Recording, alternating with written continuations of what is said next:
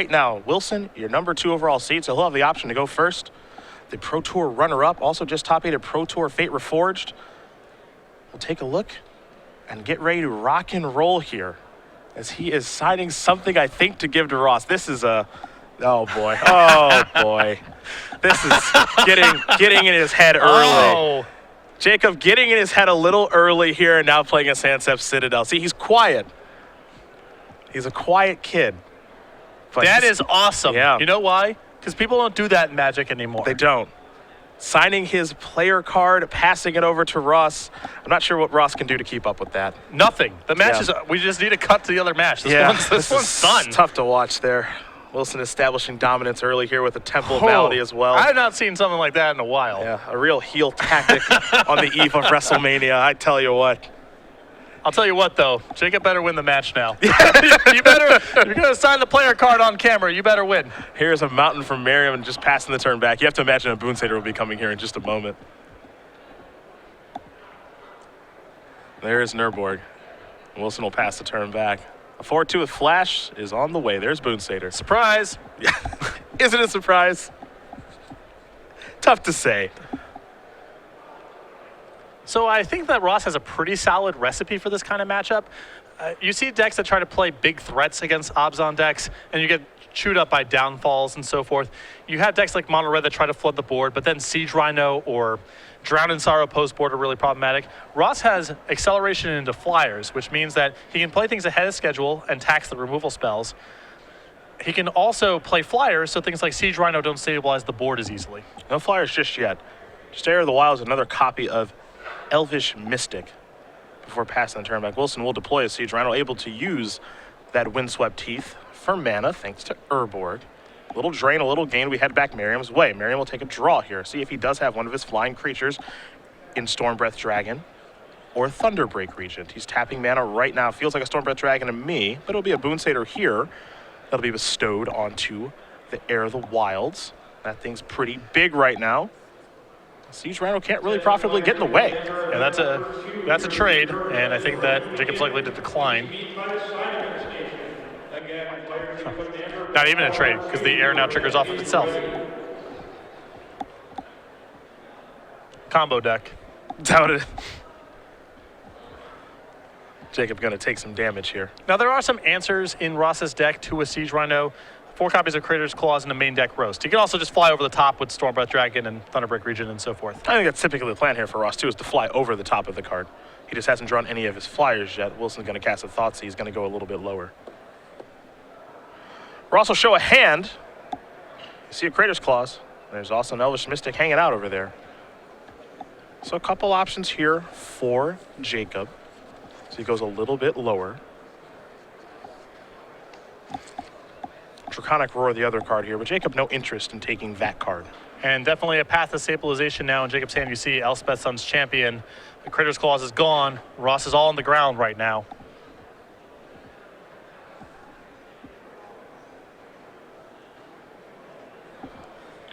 Here comes the air yet again.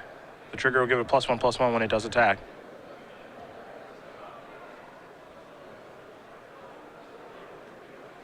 I mean, this is a big hit to take and puts him into Crater's Claw's range. And if the plan is to stabilize with Elspeth, maybe worth the chump block right now. Yeah.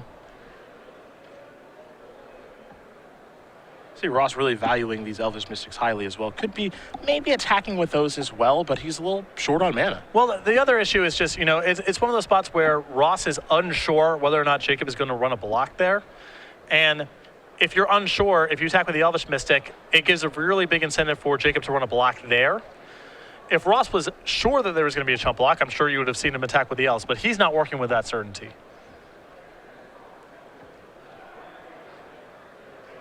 Merriam going to figure out exactly what he can do now. He'll play Wrecked Highlands and gain a life. There's another copy of Elvish Mystic and a passing of the turn. Wilson will untap that Urborg. He'll take a draw step. Only a few cards in hand here for Jacob. You mentioned Elspeth. That's the scary one. Looks like Wilson does not have the land, however, so just another Siege Rhino. Pass that turn back. And no land's a big deal. Obviously, you can't cast Elspeth, and a lot of the lands in the deck just come into play tapped. So even if he rips a land, no guarantee it allows him to deploy Elspeth next turn. Merriam reaching for some mana here. 4 of it to be exact. There's Sorek the Hunt Caller. Hoo-hoo. Formidable will be triggered, and I like attacking with everyone, and so does Ross. Yep. Looks like Sorek will get blocked, so we'll have 7, 8, 9 damage come across here. Siege Rhino will trade with Sorek, presumably. Big draw there for Ross. Not bad at all. Again, he still wants to be in the air. He hasn't drawn the cards to do that just yet. Wilson, however, he needs a land. He needs one right now. And now even if he draws a land, you know, he's going to take some points here. At least one with the Windswept Heath. And now Crater's Claws, the one left in Ross's deck, very live. But Elspeth's huge here.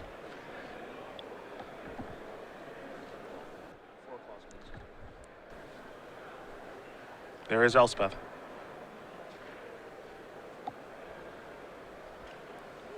Three soldiers coming. 3 Crater's Claws to draw to here from Merriam.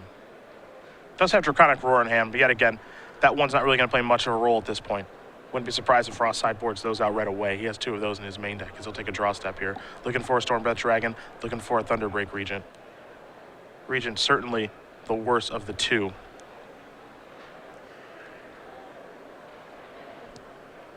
I mean, ripping any dragon allows him to Draconic Roar away a token and redirect 3 to Elspeth if he wants to. At that point, there's no way for Jacob to block to save Elspeth. Yeah. So any dragon's a big draw here. Merriam going to think about it. Not sure what the draw step was.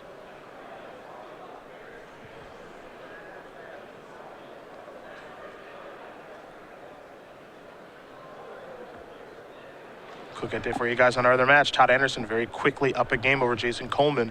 Jeskai Tokens taking the lead over Obs on aggro very quickly as Merriam reaching for some creatures, deciding where they're going to go. Haven't seen Elspeth play the role of roadblock in some time, but is certainly doing it right now. Yeah, the beatdown decks all feel so fast now that Elspeth rarely has time to get deployed. In the mid-range matchups, Elspeth can be good, but, you know, often just eats an under end or a Hero's Downfall type effect. This is the type of matchup where Elspeth's very, very good. Another Boon Satyr.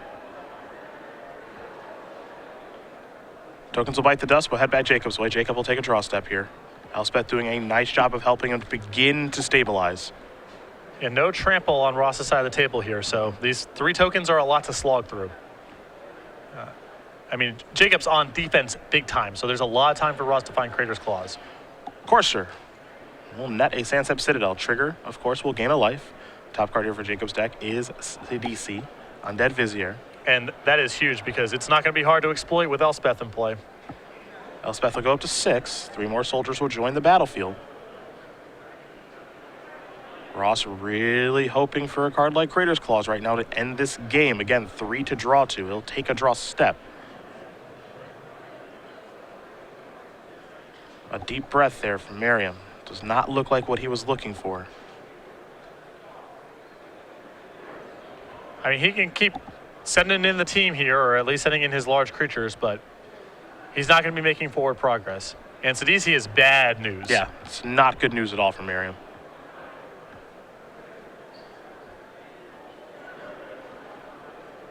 And every land that Wilson is able to find gets him further out of Crater's Claws range as well. Because right now, Crater's Claws would be lethal.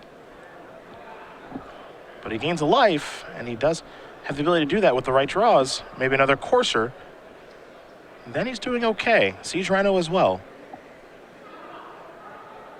Again, Merriam with Draconic Roar in hand. Has not found a dragon yet this game.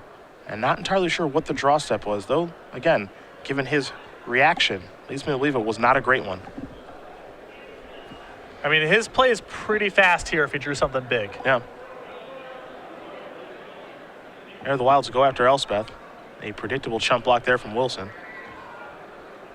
All Merriam can do is pass the turn back. We head back Jacob's way. Sidisi is the draw. Top card of the deck is a Satyr Wayfinder. Part of the reason Jacob playing that card is because he wants some ammunition for Sidisi's exploit. Tassiger as well. A Murderous Cut. Yep. And his deck doesn't have a lot to do on turn 2, so a lot of small factors.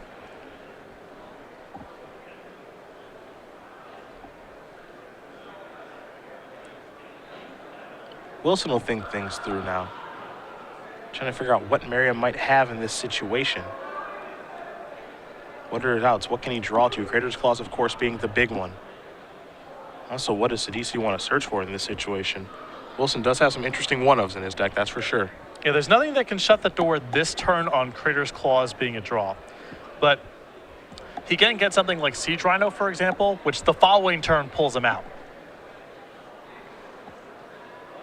I think that's what Jacob's trying to figure out as he goes here. Garrick Apex Predator, another card that gives an opportunity to gain a lot of life. So he has no knockout punch this turn, but next turn it gets really good.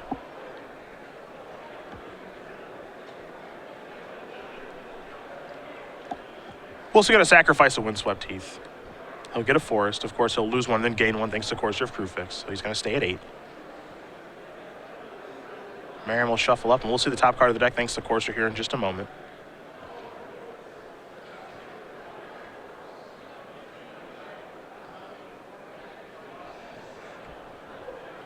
Well, well. Howdy. A Siege Rhino, a very powerful Magic card. What are you doing here? What are you up to? That may change Jacob's decision-making process.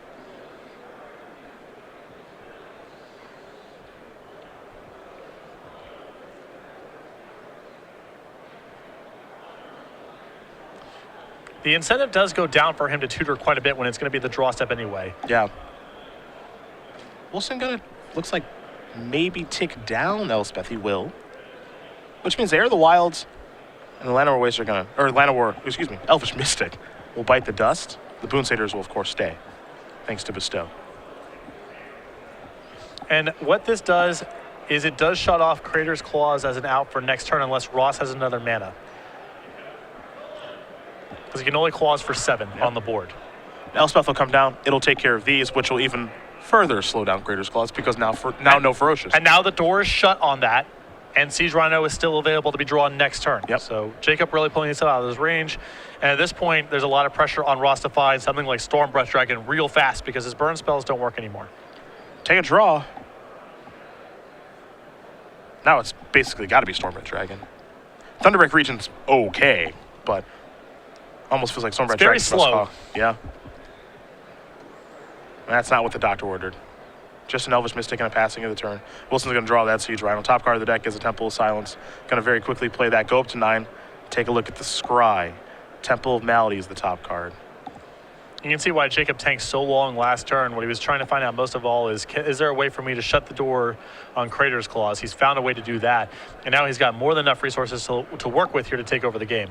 Utter end of the top card of the deck. 3 soldiers coming thanks to Elspeth. And Jacob can go from defense to offense here very quickly with Elspeth in play. Ross is already at 12. And he's starting to turn the corner right now as he reaches for those soldier tokens and gets into the red zone.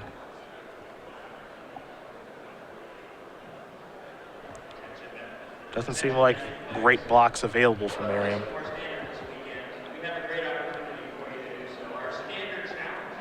Elspeth doing a fantastic job of stabilizing things for Wilson this game. Now Merriam has to figure out how he can win. Before it was, okay, Wilson needs to figure out what's the best thing that he can do. He found the line that he was looking for to shut a lot of windows for Ross. Now Ross has to figure out, okay, what are my running draws maybe get me back into this game? I feel like some back-to-back Storm Breaths may help Ross get back into it, but a lot is not his creatures aren't effective anymore. Jacob's got too much on the board, and he's got a removal spell coming next turn. So it's got to just be a bunch of Storm Breaths in a row, I feel like. Maybe Storm Breath into Crater's Claws, something like that. See, Draconic Roar is going to take down a token. No dragon to reveal, unfortunately, for Merriam. Elvish Mystic will trade with a token.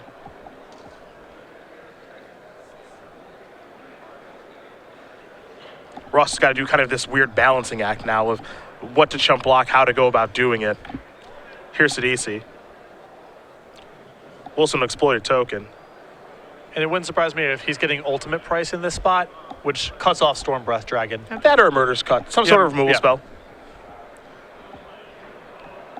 Make sure he can't lose to running dragons at this point. Right, because he's got an Utter End on top of his deck, but Utter End is no help if Storm Breath Dragon's the card he's worried about. Yeah, now here's Bile Blight to shoot those down. So that'll work too because now Ross can't even play Storm Breath Dragon. Now Caves of Koilos on top of the deck, and Merriam is going to concede the game. So Jacob Wilson, thanks to Elspeth, Sun's champion, and a timely top deck of a land that is untapped, wins game number 1 here over Ross Merriam. Abzan control.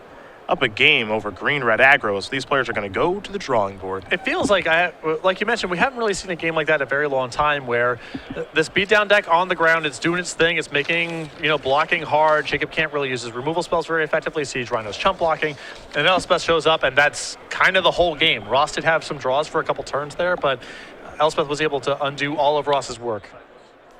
We will start with Merriam, and we will take a look at his sideboard. You'll find 3 copies of Hornet Nest, 3 Destructive Revelry, 3 Wild Slash, a Nissel World Waker, 3 Xenagos the Reveler, and 2 copies of Roast. I think this is pretty straight up here. I think that Ross wants access to his Planeswalkers, which are pretty powerful in this matchup, and the additional copies of Roast. Roast just seems great in any sort of Siege Rhino matchup.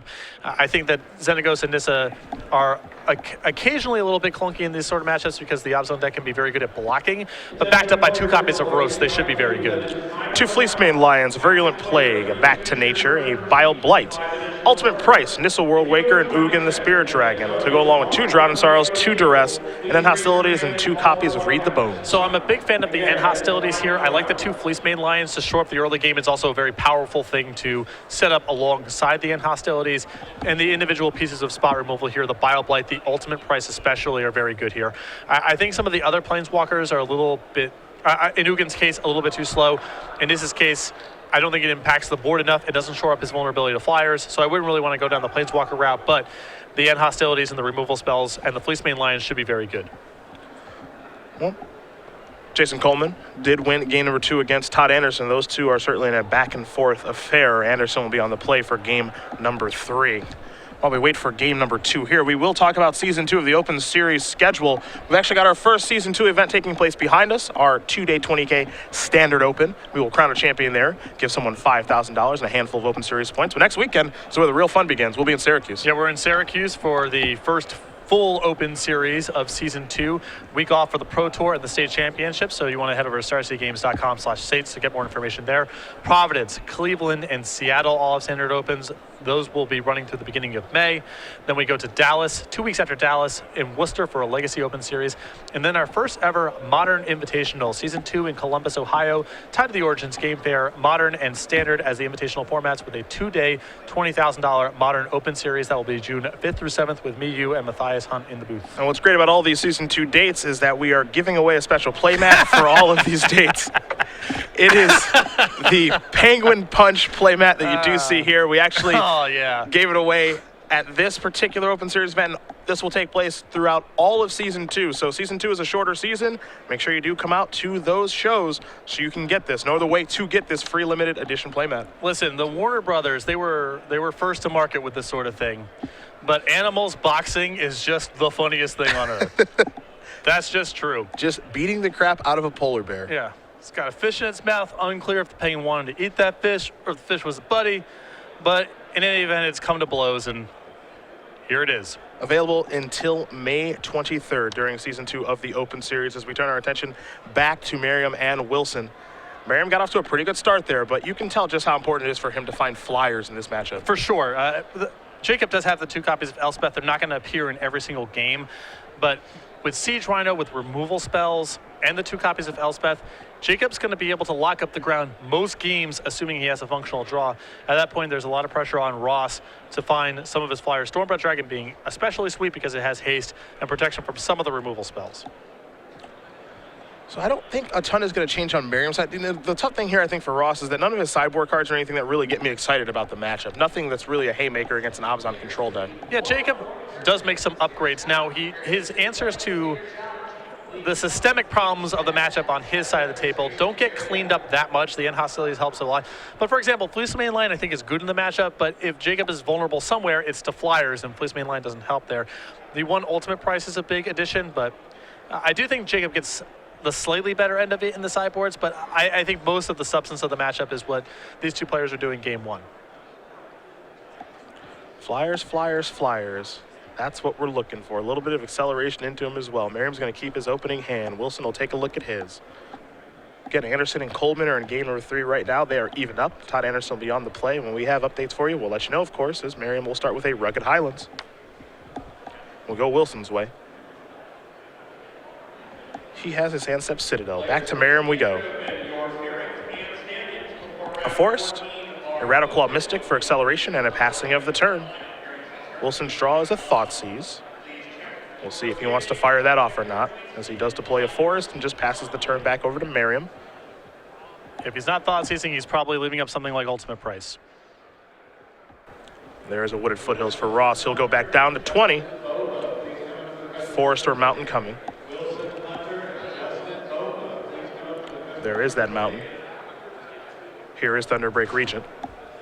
And if there's Ultimate Price in Jacob's hand, definitely paid off for this decision. Yeah. Looks like it is. There's the price. Wilson will have to take 3 to kill it, but certainly worth it. Definitely. Now the hope is he can untap, he can Thoughtseize. Ross has a hand of something like mana, one big threat, and Jacob can strip that threat, and then always facing off against his Rattleclaw Mystic in the top of Ross's deck. Wilson will untap, take a draw. You mentioned the Thoughtseize. He does have that in his hands. Hater Wayfinder the draw this turn. That's a great draw too, because it's going to require some sort of answer. At some point, Ross is going to have to transition over to attacking with the Rattleclaw Mystic. So it looks innocuous, but that's a helpful draw too.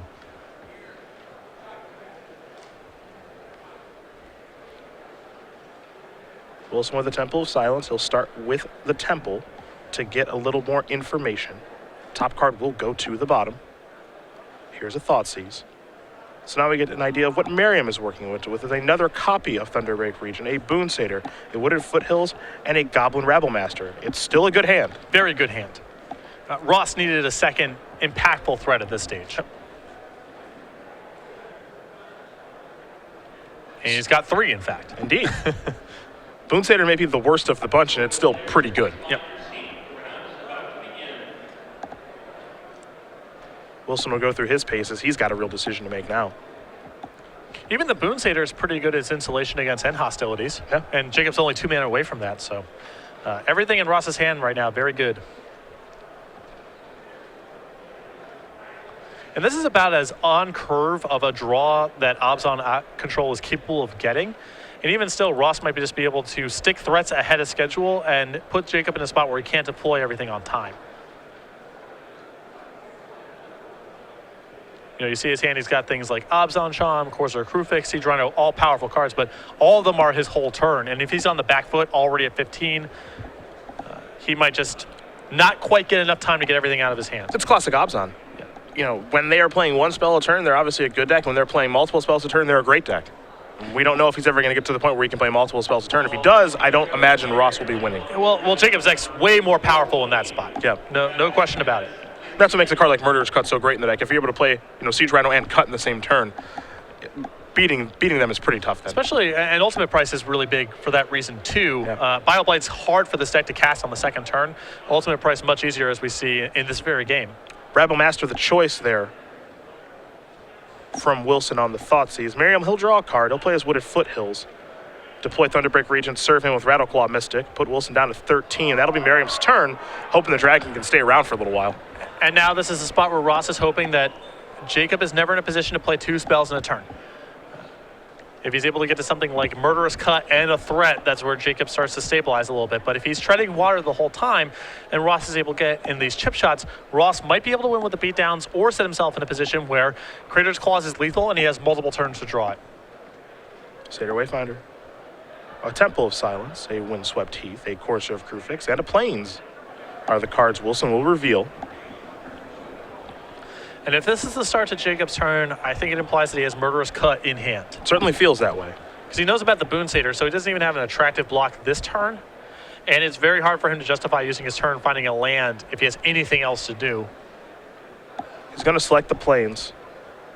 Perhaps he was looking for a land that entered the battlefield untapped, but he just plays his handstep Citadel and will pass the turn back. Representing Murderous Cut here as Merriam will take a draw. Ross very quickly playing Boon Satyr on his Thunderbreak Regent. And now he's going to serve in. There is Murderous Cut. It'll trigger the Thunderbreak Regent. Merriam hoping for the best there. Did not work out though. And this is the turn where Jacob starts getting it turned over. Yep, that's 2 spells, 1 turn. Yep.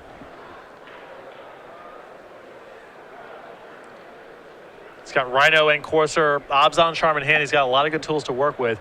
There is still the threat of Crater's Claws in all of this. Of course.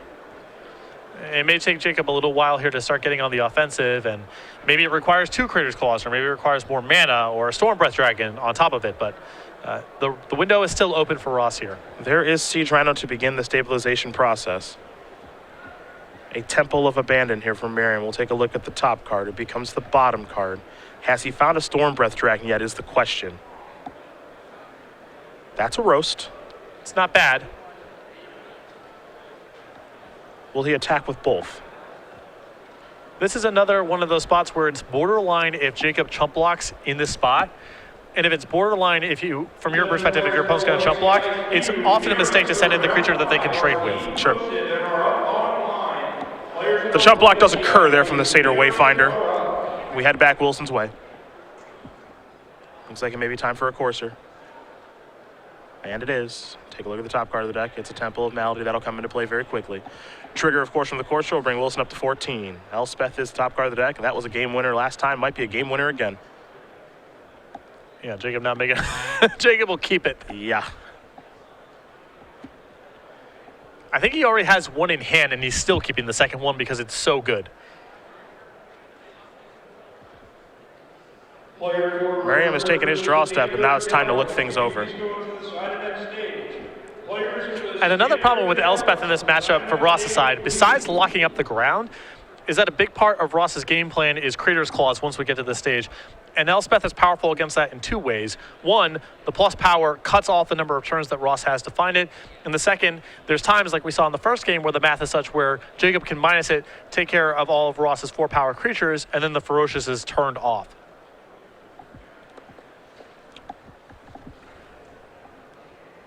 Decisions here for Merriam. You can kind of feel the walls closing in on this game. Yep. And I think that's part of the reason that Jacob's keeping the second Elspeth. One is it's so good that it's worth having as an insurance policy. The other reason is I think Jacob can see the game going into a space potentially where he wants to be minusing and then casting an Elspeth and plussing it in the same turn.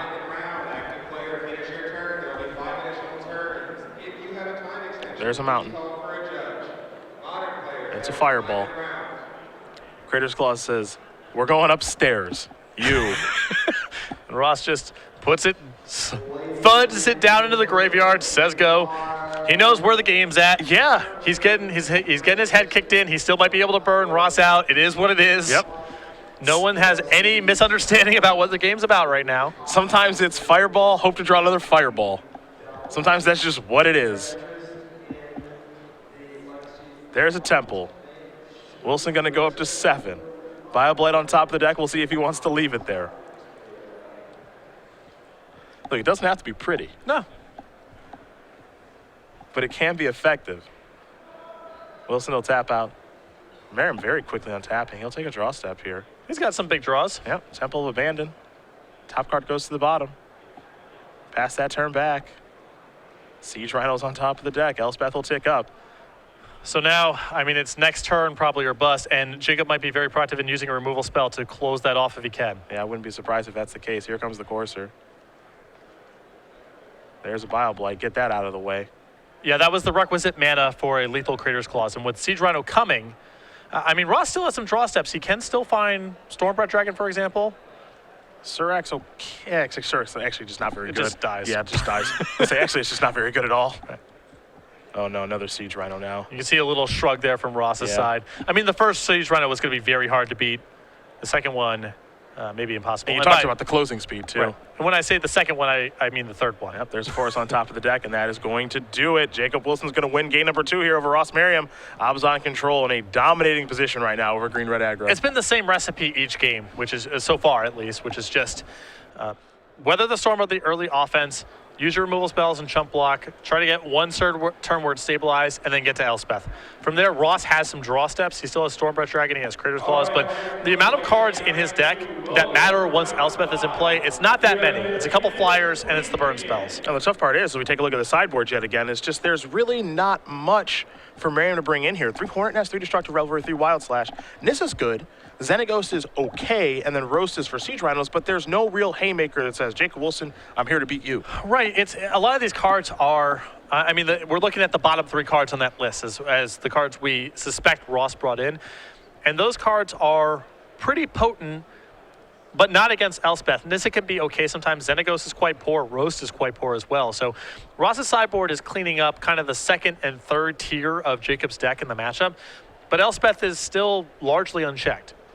Other side of things for Jacob, you see his 2s and 1s in his sideboard. That gives him a lot of options because he has a bunch of singletons, and with Sidisi in his deck, he actually has the ability to go find them. So, he's got a lot of nice options available. An additional ultimate price, card like Bile Blight, Ugin if the game goes long enough, Duress potentially. You mentioned End Hostilities. A lot of nice stuff here for Jacob.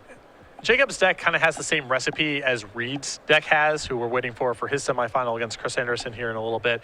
Not quite to the same degree, but they're both playing control decks where they have a bunch of one-ups where it's just fine if they draw them. You draw an Ugin, that's fine. You draw an End Hostilities, that's fine in the matches where you're bringing it in. But they're so powerful to be able to tutor for as well. So they're not pure tutor targets and they're not pure fun-ups. They're somewhere in the middle. The update for you guys on Todd Anderson and Jason Coleman. They are still in game number 3. It's a 1-1 split there. And it looks like Jason has a Sorin on 8 counters right now. Not necessarily a lock against tokens, but probably a sign that he's winning. Probably fairly good spot for Jason Coleman to be in. Sorin's been in play for 1,000 turns, and he's gained a bunch of life as a result, Not saying that he's won for sure, but odds are. Well, you did mention states. That's coming up in 2 weeks. And that's part of our Season 2 schedule. Of course, the Open Series will be off that weekend. 4 states are the Pro Tour. And if you're not qualified for Pro Tour Dragons Dark here, you can't head out to Star City Games State Championship. It's a new way of go about doing things because we have not 1, but 2. Right, we have a Saturday standard event. You can play these decks that you're seeing right now in our Invitational Top 8. Sunday is Modern. Head over to starcitygames.com/states for more information. If you are fortunate enough to top 8 one of the standard state championships, you will receive this top 8 playmat. And then the following day, on Sunday, during our Modern states, if you happen to top 8, you get this playmat as well. If you are able to top 8 both of them, well, you get this. You put them together, and it looks awesome. And by this, I mean we don't give you the 2 of them stapled together. What I mean is you now own 2 of them, and you can produce this piece of art yourself. Clarification is key. Because people do take those sort of things seriously. They do. When you claim that you're going to give out a certain prize and then do not. We want to make sure it's very clear that you have to put them together yourself. Some assembly required. Staple, sew it, but we don't actually give you this. You just own it now. StarCityGames.com/states for more information. You're getting really good at this. I got to tell you. I got a little bit of a background in legalese, I thought that was what I was going to do when I was a kid, so I'm good at clarifying things, trademarks and copyrights. Those are important. Oh, yeah. People really take that stuff serious. Because that's the easiest way for the Open Series to end. Let's mess it up, something like that. That's bad for us. That's bad for us. I don't really have any prospects outside of this, right, so that'd be bad for us.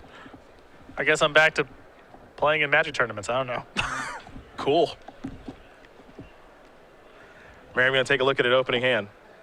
Looks like he's going to keep again, as will Wilson. So these players not doing much mulliganing. They're fine with their openers. Merriam going to start this one at 21 yet again, thanks to Rugged Highland.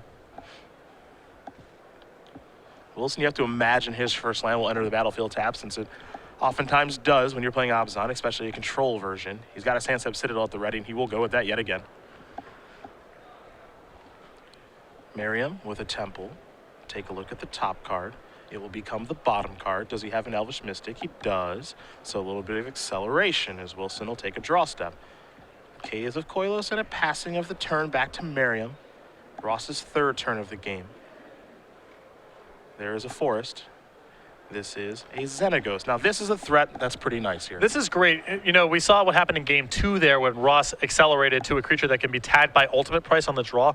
And that tempo swing really determined how that game played out. This, the token can't be ultimate priced, and even if it could be, I don't think Jacob would want to. I don't think so either. Now, he may have some interest in perhaps ultimate pricing a Elvish Mystic if he has it, but does not look to be the case, as we have just now been informed that Jason Coleman has won game number 3. So he's up 2 games to 1 over Todd Anderson. Abzan Aggro has the lead against Jeskai tokens, as Wilson does play a Temple Malady, puts the top card to the bottom, deploys a Fleece Mane Lion, has to take 1 to do so, and we will go back Merriam's way. Now for Ross, the window is open for something pretty nice this turn. This feels like the first game where you're like, Ross is probably winning right now. The 2 games thus far have been, he's gotten off to early starts, Jacob's blunted them, and then the game's got out of control. A Roast will take care of Fleece main line. Xenagos will make a token. He'll come across for 5, will Merriam. Is there a follow-up play?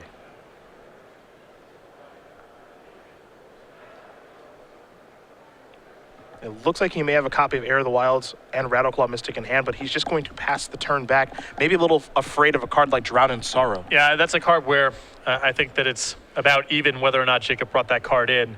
But Ross is doing so well right now that he has the luxury of playing around it a little bit. Temple will allow Jacob to leave his top card on top. You see Jacob does have a copy of Hero's Downfall in hand. Xenagos has gotten a lot of work done this game, that's for sure. I played ahead of schedule in a spot where Jacob may have been holding up mana for removal. And even if Jacob has a downfall for it, the damage is already done.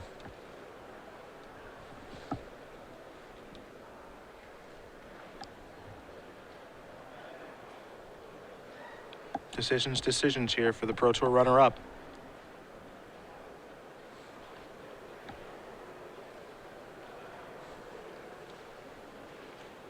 See, he's got a Siege Rhino there. Wants to get to that point. Also has multiple copies of Hero's Downfall.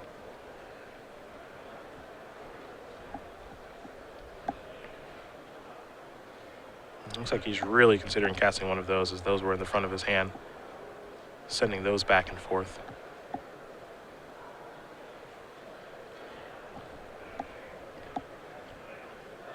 There's the card in question. I mean, there's a couple things going on here. Jacob might say, well, if I'm playing Siege Rhino next turn, maybe these 2/2 tokens don't matter very much, and I want to leave the downfall up in case Ross has something like Stormbreath Dragon, which will just kill me if I use the downfall right now. Here's Downfall in the upkeep. The flip side is he might feel like, well, I just can't let another token come across here. Merriam will draw. Does Ross have something like a Surak the Hunt Caller? Looks like the answer is no. Not even a Boon Satyr. So just an attack for 5. A pretty tame turn, all things considered. And now this is a weird spot where, you know, Ross held off by playing around Drown in Sorrow last turn, but now without the Xenagos in play, Drown in Sorrow is really bad for him if he says go. So he played around it last turn, but this turn he may be forced to do it even if he still respects the possibility, because he can't, well, he may not be able to just give up his whole turn. There's a Morph. Could be anything. Could be anything. Head back Wilson's way. Up there, and there's Drown in Sorrow. That may have been off the top of the deck, That was off too. the top. Yeah. So there goes Merriam's entire board. Wilson will get the scry here as well. And Ross kind of got the worst of both worlds there, Sure where did. he, you know, he waits a turn, so he's down the 2 damage that turn, and then feels compelled to play it into the next turn because it's so bad for him regardless. And now he loses the maximum amount of cards and deals the least amount of damage in that whole sequence. No, still outs here. As Merriam will sacrifice a Wooded Foothills. But that certainly did sting. Which is part of the reason I questioned a little bit Ross playing around in the first place. Because if on the turn where Jacob downfalled the Xenagos, if he goes Drown in Sorrow instead, your perspective can be, well, I get to make a token this turn and deploy the rest of my hand. The way that it played out, it froze up Ross that turn and the following turn. And that's sort of the worst case scenario. It's certainly a tough spot there. I'm not saying that he should have just dumped his whole hand on the table, but he could have maybe played the Morph the same way he did the following turn. For sure. And it has what has oftentimes been the case. It's a big draw step for Merriam. He needs a good one. He's reaching for mana. Let's see how good it is. It's an Heir of the Wilds. That's it. So not great. Wilson with the Bioblight now in his hand. See the Siege Rhino there. Looks like Tassiger too. And now this is a spot where Jacob definitely has the tools to win the game, and he's just an issue of protecting himself from things like Stormbreath Dragon and Crater's Claws, which are Ross's biggest draws from this stage. There is Tassiger. Merriam with the draw. Roast looking to take care of Tassiger. Gets the job done. Here comes Heir of the Wilds. That's dead. Follow-up. Elvish Mystic pass the turn back. Wilson will draw. Llanowar Waste. That'll come into play. Jacob will separate his mana a little bit. Here's the Siege Round. Up to 10 he goes. Down to 17 goes Merriam. This is his offense and his way to pull himself out of Crater's Claws range. Stormbreath Dragon still potentially alive, though I believe Jacob with ultimate price in hand. There's Surak. Ultimate Price will take care of that. Wilson on tap, take a draw. In comes the Rhino. Was playing defense, now playing offense. Pass the turn back. Merriam will draw. In comes Elvish Mystic. Wilson down to 9. Does he have a follow-up? He does in Air of the Wilds. Kick it back over to Wilson. Will Merriam. Jacob with just Downfall and Forest in hand. That is a courser. Means we can see the top card of the deck, which is a Siege Rhino. There's a Forest, gain a life. Here comes the Rhino. There's a block. Here's a Downfall, which means that Wilson gets a trample over for 4 points of damage. Yeah, Jacob doing it like that because it's basically a free roll there. If Ross elects to not block, well then the whole Siege Rhino comes across and you keep the Downfall in hand. And because the Rhino has trample, when the blocker is removed before damage, the whole comes across to Ross's face. We've said it once, we'll say it again. Merriam needs to draw Stormbed Dragon. That really gives him his best shot, I think. Maybe getting back into this thing. Yeah, even running Crater's Claws doesn't do the trick now because of the Siege Rhino that Jacob's drawing next turn.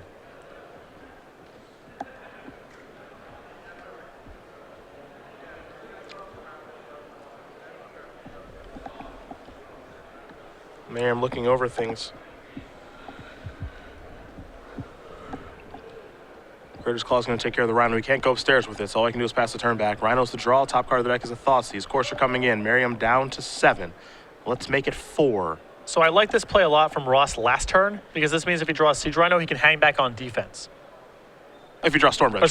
Excuse me. He can hold that back on defense. Well, there are lands, and it's an extension of the hand. Jacob Wilson is going to win this match here over Ross Merriam. 3 games to 0. Obs on control, dispatches, green-red aggro in rather simple fashion. As all Merriam can do is shake his head. It's a lost opportunity for him to head back to the Players' Championship. But Jacob Wilson is one step closer. He'll be playing the winner of Todd Anderson and Jason Coleman. So, Ross, you see 5th place in our standings right now. A player I believe will make it to the Players' Championship one way or the other. You'd like to lock it up right now, but that was a butt kicking. There's no two ways about it. It was one-sided. Jacob's draws were solid, but you saw that he had a pretty big advantage in the way that the games played out there. Able to pretty easily break serve against Ross's openings. And then from there, his card quality way too high, and Elspeth is just a huge headache for Ross.